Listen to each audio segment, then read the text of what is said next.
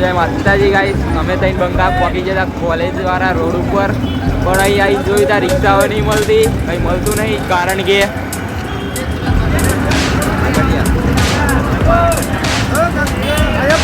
તો ગાઈસ આજ તો બહુ મોટી પ્રોબ્લેમ થઈ ગઈ, બધે કામ ચાલુ છે, રિક્ષાઓ નહીં મળતી, એટલે અમારે હેડીને જવું પડે છે.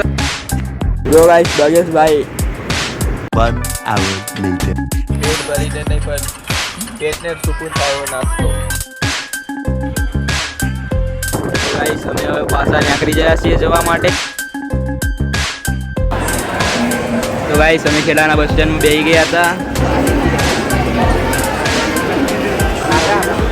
અરે ગાઈસ આ મીતુભાઈ તો જ્યારથી ચશ્મા આલ્યા હતા ત્યારથી ઘટતા જ નહીં, જુઓ ખાલી.